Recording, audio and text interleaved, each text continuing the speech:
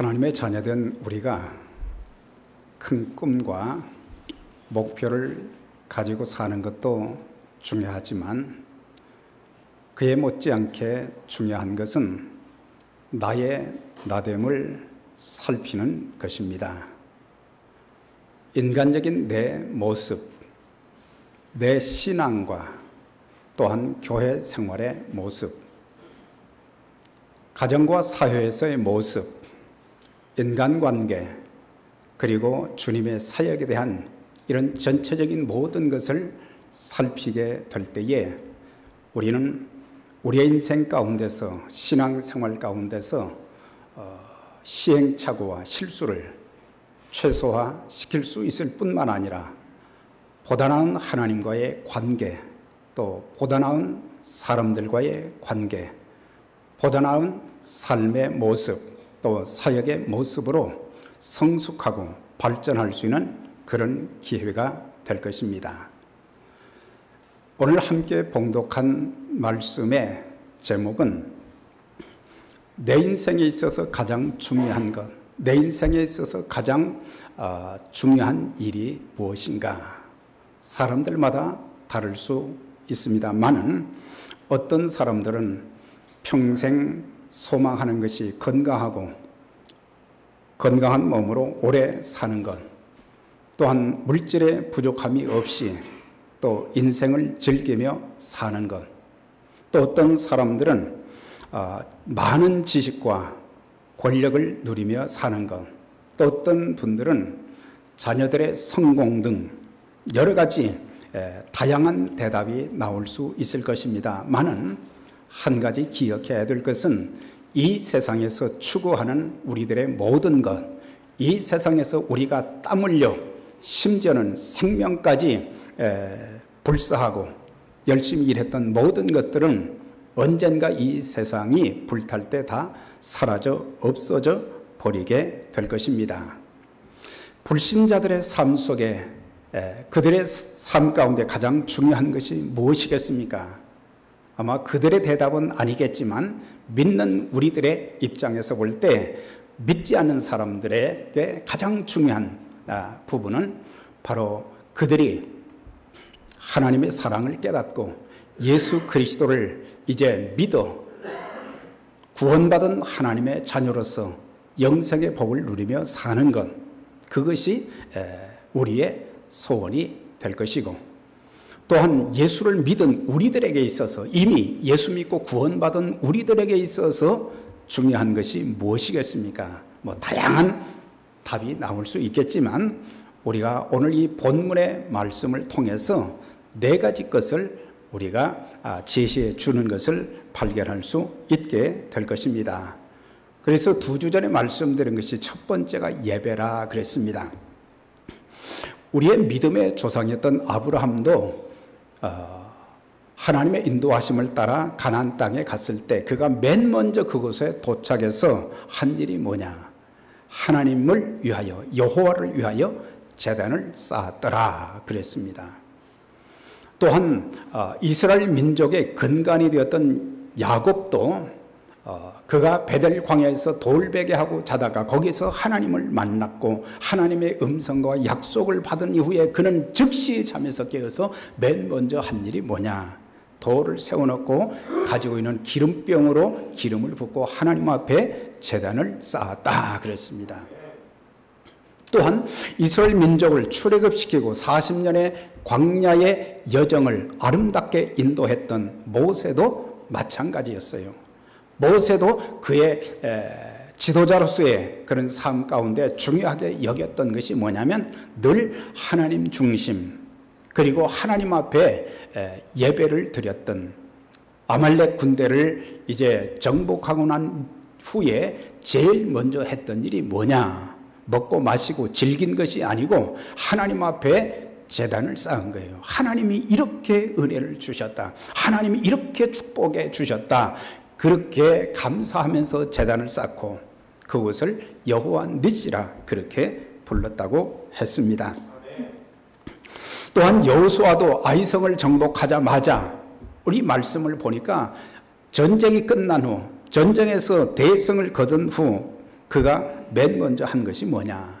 신명기 27장에 보면은 모세의 설교 가운데 너희가 하나님의 은총과 도우심 가운데 약속의 땅에 들어갔을 때에, 그리고 대적들을 정복한 이후에 해야 될 중요한 것을 말씀한 내용이라고 하는데, 그 말씀 따라서 맨 먼저 한 것이 뭡니까? 바로 하나님 앞에서 또한 에발산에서 제단을 쌓은 것을 보게 됩니다.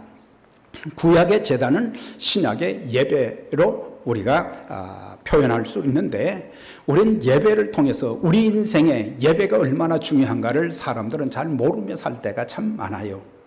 그러나 성경을 통해서 예배의 중요성을 강조했고, 또 지금까지 살아오면서 많은 오랜 기간 동안의 그 신앙생활을 통해서 깨닫는 것, 그것은 바로 예배인데, 예배를 통해서 하나님이 나를 얼마나 사랑하시는지 그것을 알게 되었어요. 하나님의 사랑을 과거에는 몰랐는데 예배를 통해서 하나님이 나를 얼마나 사랑하셨는지, 예배를 통해서 하나님 만나는 것, 어떻게 하나님을 만날까, 그것을 예배를 통해서 가르쳐 주셨고, 예배를 통해서 하나님의 음성을 듣는 그런 훈련을 하게 된 거예요.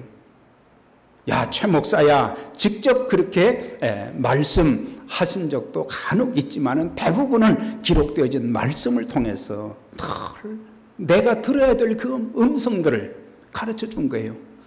어떤 때는 나에게 잘못한 것을 책망하시기도 하시고, 어떤 때는 교훈해 주시는 말씀도 있고, 어떤 때는 내가 약하고 낙심되고 좌절되고 절망될 때 나에게 새 힘을 주시고 다시 일어나라고 하는 그런 주님의 음성도 있었고, 하나님의 뜻이 무엇인지를 몰라서 내 마음대로 자행자재하며 방탕한 그런 삶을 살 때 하나님의 뜻을 알게도 만들어 주셨고, 예배를 통해서 하나님의 음성을 듣게도 하셨고, 예배를 통해서 내가 이 땅에 살면서 해야 될 가장 중요한 일이 무엇인가, 이것은 복음을 전하고 영혼을 구원하고 하나님 나라를 확장하는 것이다, 이런 것들을 알게 해 주신 바로 수단이 예배라고 하는 것입니다. 그래서 예배의 중요성을 우리가 알고, 우리 인생에 중요한 것이 많이 있지만 구원받은 우리들에게 있어서 예배가 그만큼 최고로 중요하다는 것을 알고, 예배 중심의 신앙생활이,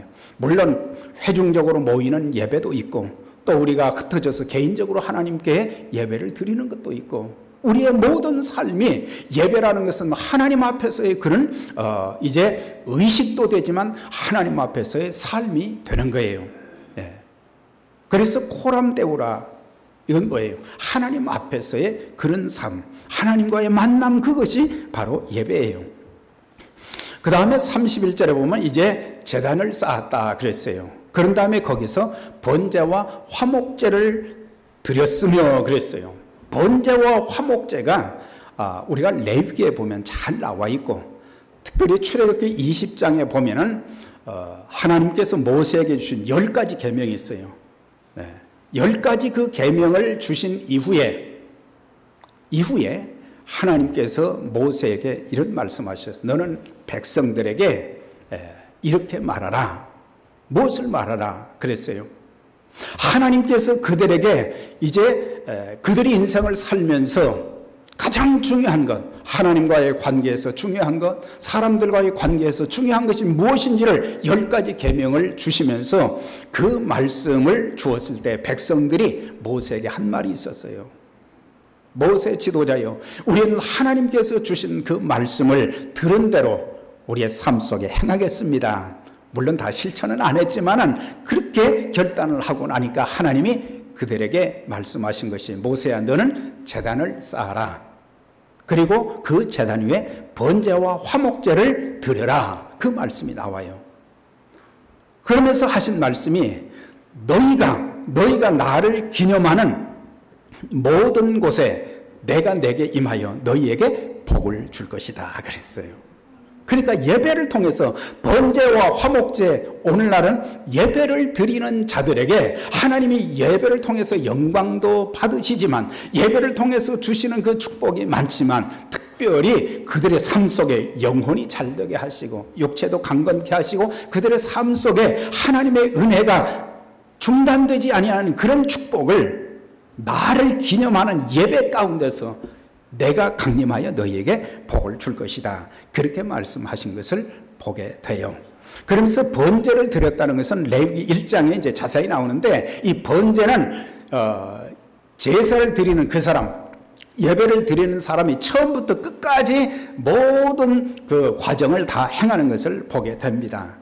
그가 이제 하나님 앞에 자기의 죄를 속죄하기 위해서 번제물을 양이나 소나 또 염소를 끌고 옵니다. 제사장 앞으로 끌고 오면 제사장은 그 양이나 염소나 소가 흠이 있는지 깨끗한 짐승인지 흠이 없는지 그것을 확인하는 거예요. 그래서 통과되면은 그 다음에 그 사람은 자기가 지은 그 죄를 짐승에게 전가를 시켜요. 그래서 짐승의 머리에 안수를 하면서 자기가 그 죄 때문에 저주를 받아야 되고 자기가 그 죄 때문에 죽어야 되는 그 죄들을 양이나 염소, 소에게 다 덮어 세우는 거예요. 그리고 그 짐승을 잡아가지고 가죽을 벗기고 그런 다음에 모든 그 짐승 각을 떠가지고 그런 다음에 제단에 올려놓고 불에 태우는 거예요. 단 한 가지만 뺐어요. 그 피, 짐승의 피만 빼가지고 그 짐승의 피는 나중에 대제사장이 이제 성소를 거쳐서 지성소에 속죄수에 가가지고 백성들의 죄를 자복하면서 그 피를 속죄수에 뿌리게 되면 하나님께서 그 피를 보시고 그 백성들의 죄를 사한다는 그런 선언이 있었던 것을 보게 됩니다.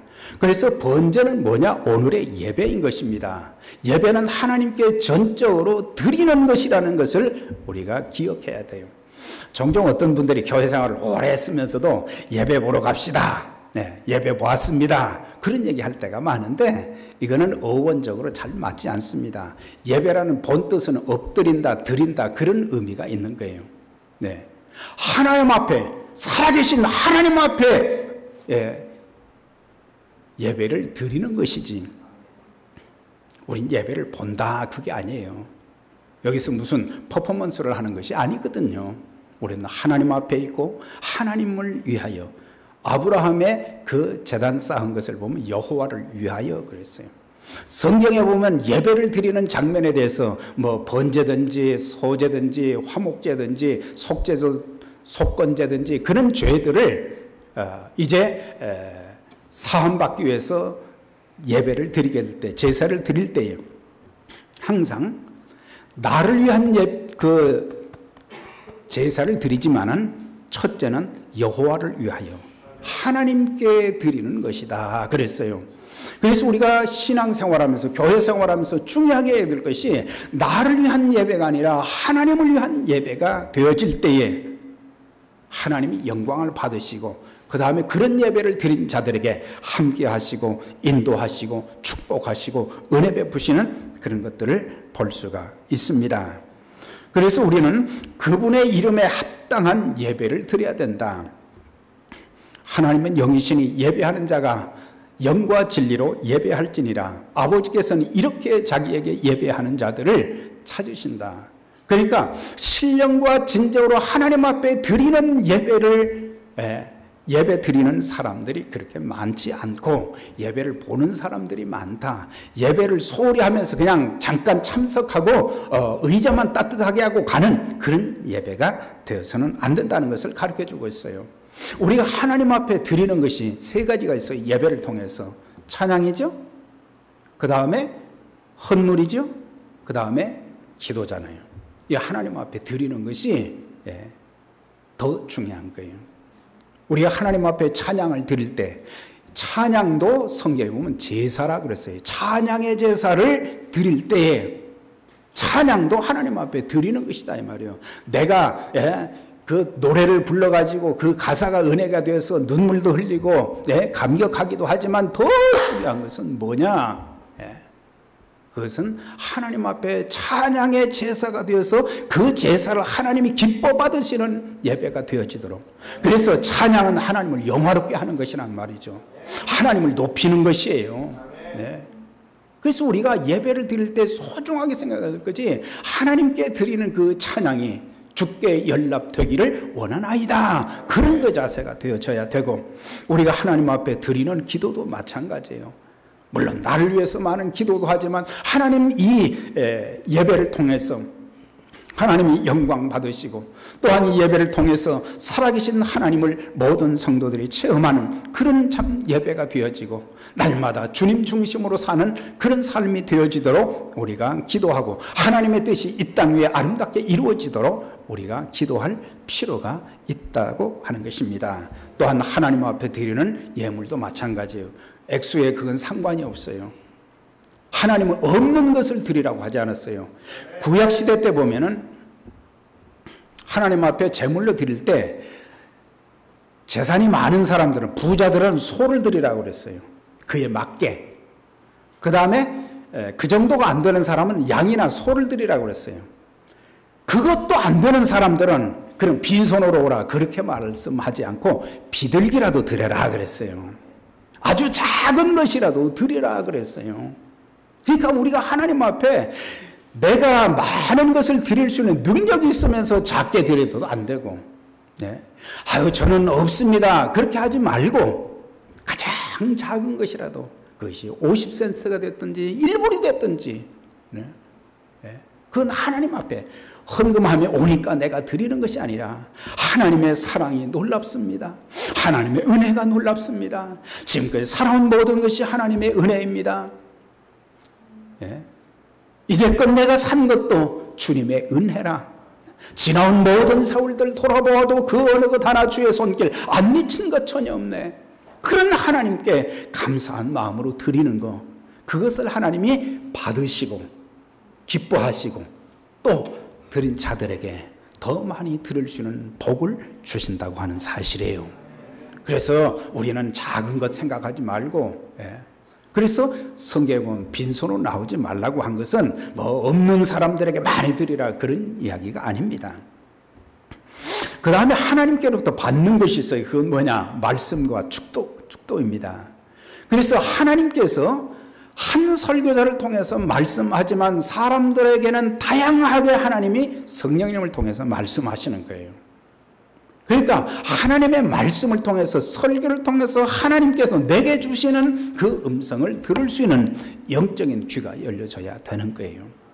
그래서 하나님의 말씀을 받을 때 우리는 정말 소중하게 여겨야 된다는 사실이에요.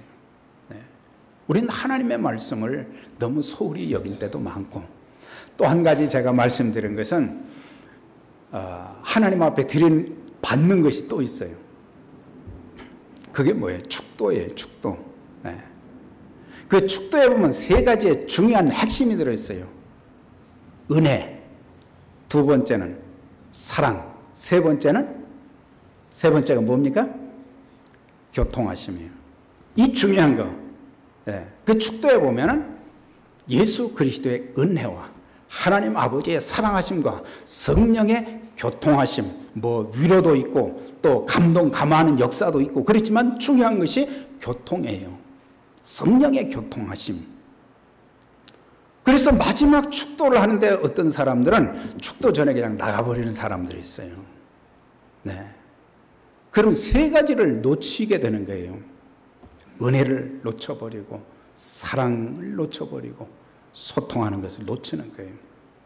그래서 마지막까지 우리가 하나님 앞에 아무리 바쁜 일이 있어도 우리가 이 축도하는 그 순서까지 우리가 예배를 잘 마감할 수 있어야 되는 것입니다.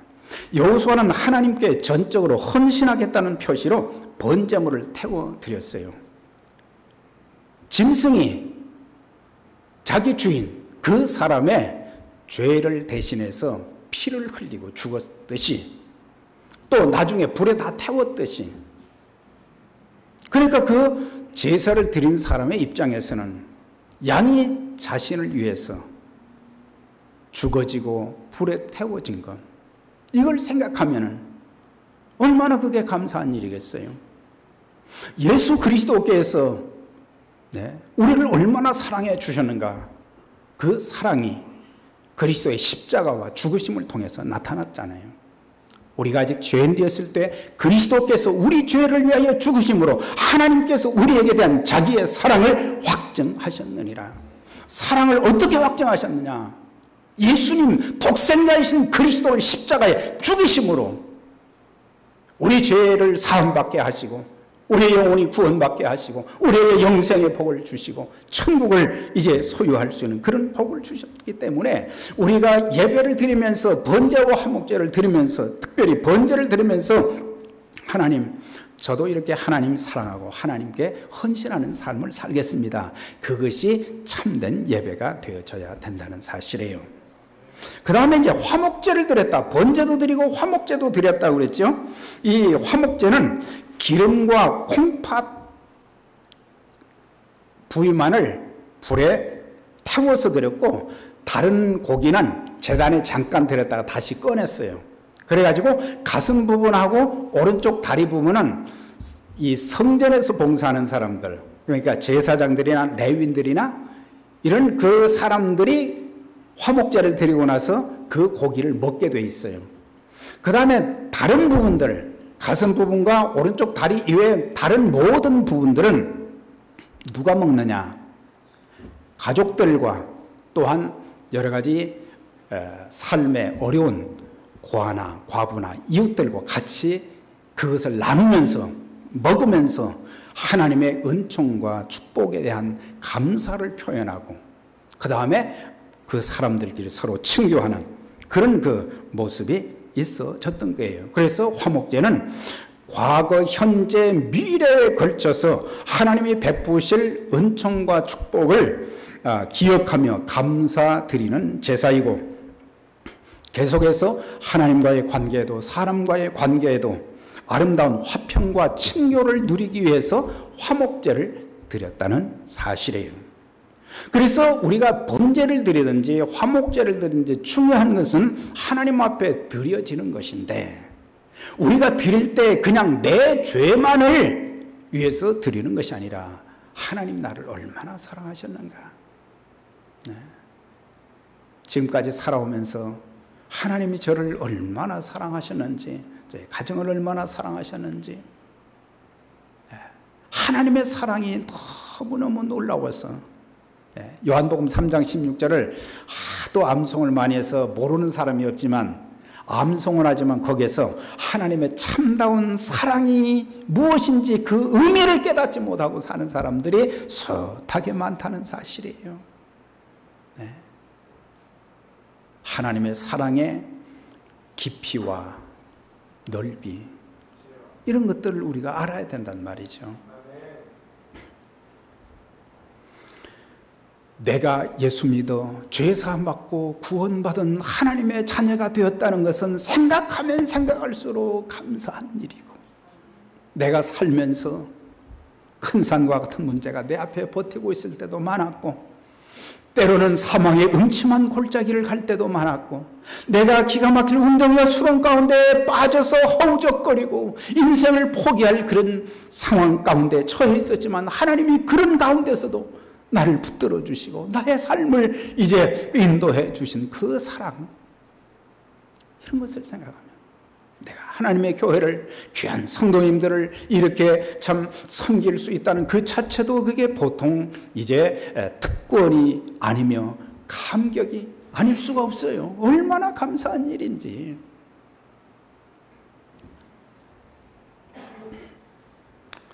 그래서 화목제를 드린 거예요. 중요한 것은 우리가 우리의 인생에 중요한 것, 예배요. 또한 번제와 화목제를 통해서 드려지는 참된 예배. 또 한 가지는 바른 선택을 하는 것이 우리 인생에 중요하다는 것을 가르쳐주고 있어요. 신명기 11장에 보면 모세의 설교 중에 내 하나님 여호와께서 가서 얻을 땅으로 너를 인도하여 들이실 때 너는 그리심산에서 축복을 선포하고 에발산에서 저주를 선포하라. 이미 모세가 그의 설교를 통해서 가나안 땅에 들어가면 그 백성들에게, 들어갈 백성들에게 미리 설교를 한 거예요. 여호수아는 모세가 설교한 내용을 한 귀로 듣고 한 귀로 흘린 것이 아니라 가슴 속에 기억했던 거예요. 하나님이 모세를 통해서 나에게 주신 그 말씀을 잊지를 않은 거예요. 그리고 그 말씀 따라서 에발산에서, 그리심산에서 하나님 앞에 또한 제단을 쌓는 그 모습을 보게 되는데, 그러면 그리심산은 왜 축복의 산이고 에발산은 왜 저주의 산인가?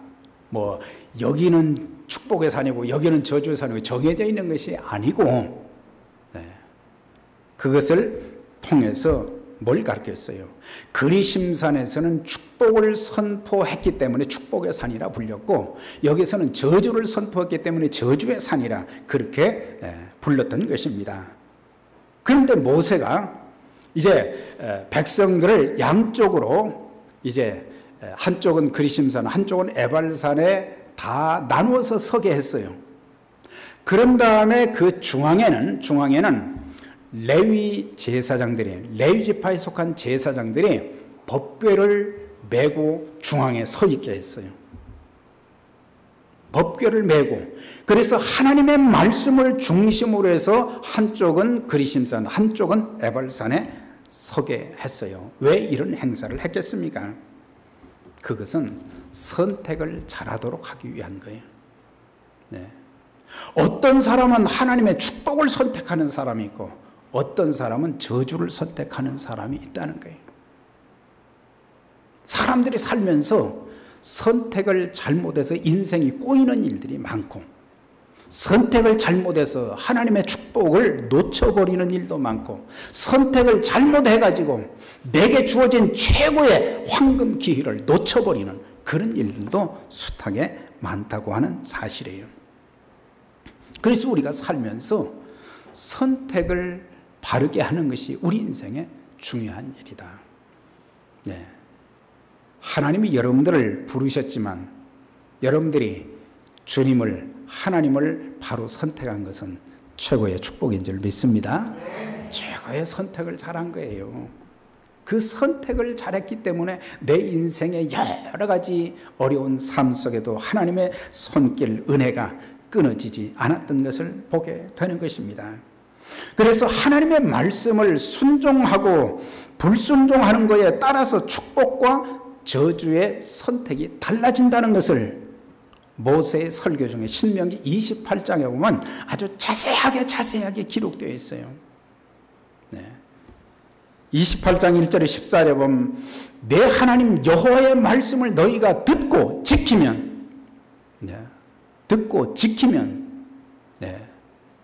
모든 민족 위에 네가 뛰어나게 될 것이다. 내 자손들이 내 떡반죽거리 하는 모든 일들이 복이 될 것이다. 그래서 성읍에서도 들에서도 복을 받고 들어가도 나가도 복을 받는 축복의 자손들이 될 것이다. 그러나 15절부터 68절까지 길게는 어떤 말씀을 했어요?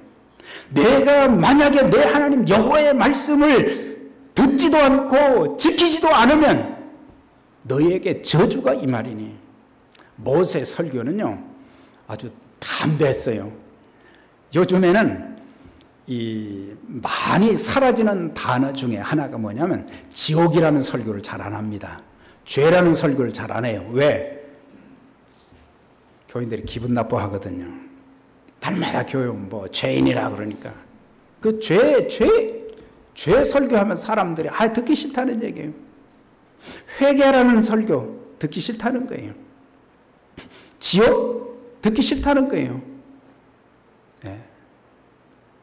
다가오는 세계에 있어서 가장 위험스러운 것들이 여러 가지가 있는데 그 중에 하나가 뭐냐? 지옥 없는 천국이다 그랬어요. 지옥 없는 천국이 될 것이다. 거듭남이 없는 구원, 회개함이 없는 죄사함, 이런 것들이 마지막 시대 때 많이 흥행하게 될 것이다. 그래서 저주라는 말을 했다가 하는 게 큰일 나는 거예요. 목사들이 설교하다가 이게 저주 받으라 그게 아니고 여기서 하나님 말씀을 불순종하면 그렇게 된다는 것을 여기서 말하고 있는 거예요. 그래서 이쪽에 그리심산은 축복의 산이라 그랬잖아요. 나는 이 평생 살면서 이 축복의 산에서만 살겠다. 이 자리를 빼앗기지 않겠다.